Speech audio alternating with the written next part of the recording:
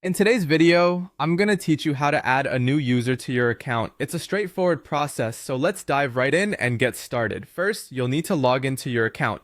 Make sure you have your credentials handy so you can access the system without any hiccups. Once you've successfully logged in, navigate to the Manage Users section. This is where you have full control over who has access to your account and can make any necessary changes to user settings. Now look for the option to add a new user. Typically, this will be labeled as New User. Go ahead and click on that. At this point, you'll be prompted to enter some details for the new user. Start by entering their email address, which will serve as their primary login credential. Along with the email, you'll also need to set up a password for them. Choose a password that's secure, yet easy to remember or communicate if you're passing it on. Next, you'll see an option to select the new user's access level. There should be a drop-down menu where you can choose what level of access they will have.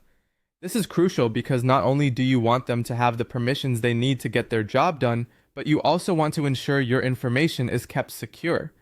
Carefully consider what permissions are appropriate for their role. After setting the access level, you'll need to specify the calendars they can access. This is an important step for managing any team's workflow, especially if certain calendars contain sensitive or critical information. Spend a moment deciding which calendars they really need access to in order to do their work effectively.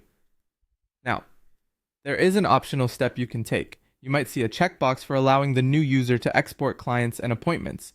If their role requires this capability, by all means, check that box. But if not, it's always best to limit access to only what's necessary.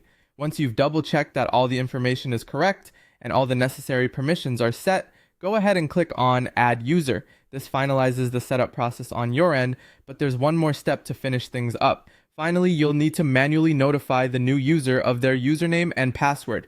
Make sure to communicate this information securely, perhaps using a phone call or a secure messaging system. It's essential that the user has their login details so they can begin accessing the account without delay. And there you have it. That's how you add a new user to your account. It's a straightforward process, but it's always important to be mindful of each step to ensure the security and efficiency of your system. Thanks for watching and see you next time.